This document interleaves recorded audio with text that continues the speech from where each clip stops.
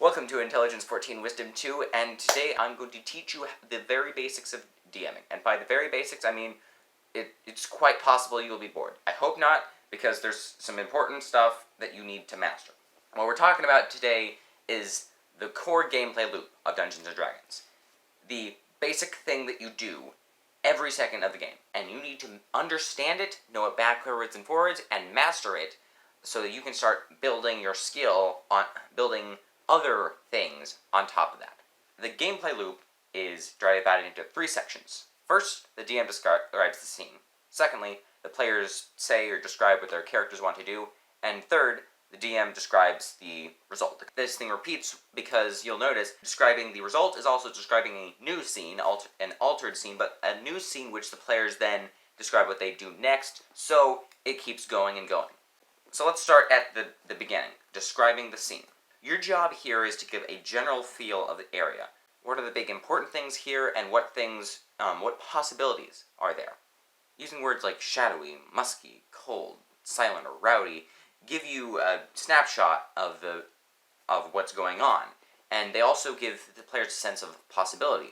If it's rowdy, then perhaps they can try to blend in. They can use this as a cover to sneak around while nobody's noticing. Everybody's paying attention to the pig fight. They can get on the action, start a bar fight, or just, slam their drinks at the bar repeatedly. One thing you want to avoid is spending too much time, and also too much time on specific details. If you're talking for 10 minutes, they stop listening and thinking about, ooh, I could do this, or this, ooh, I want to check out that. They stop thinking about that, the possibilities of the scenario, after about 20-ish seconds. So you have 3 to 4 sentences before they're completely lost. Don't spend 5 minutes describing the mayor's clothing, how fine it is, and how this little intricate pattern is how the noble people do in farce time, which is foreshadowing for the fact that he is actually a spy. But anyways, don't do that.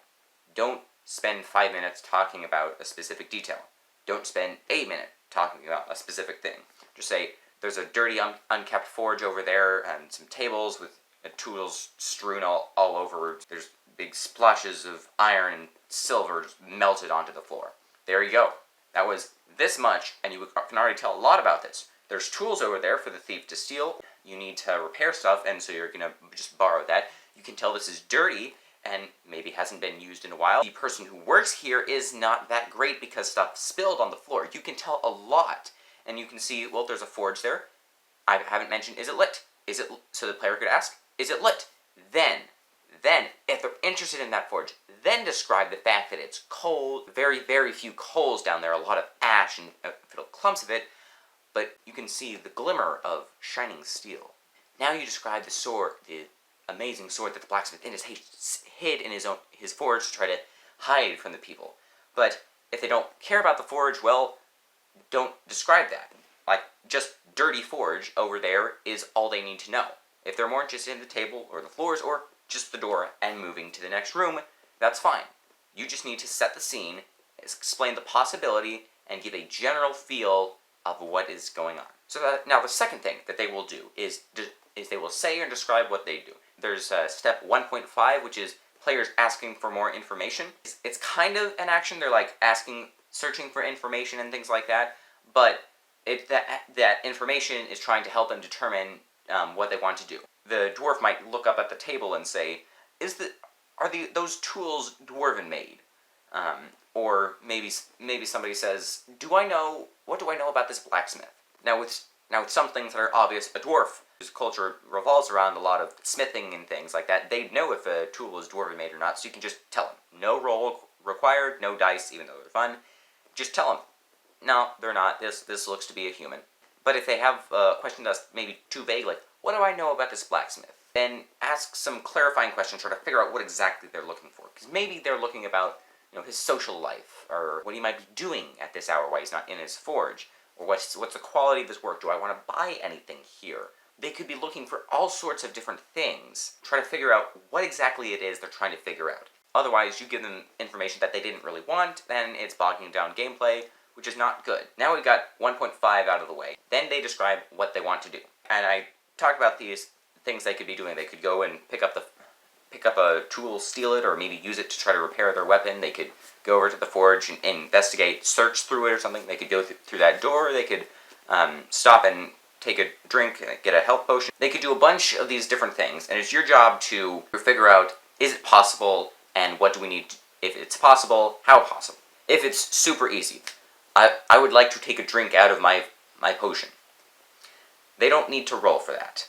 You don't have a problem drinking out of a cup. It's, you've done it thousands of times. You're not going to fail at drinking out of a cup, so neither are they. Searching through the forge, maybe they would easily find the sword if they move stuff. Now, if it's uncertain what they could do, maybe they say, alright, I'd like to spend a few moments try to beat this dent out of my sword. This is something where it's quite possible that they could either fix the dent, they could fail at fixing the dent, they could make it worse. There's a lot of different possibilities here, and this is when you call for a dice roll.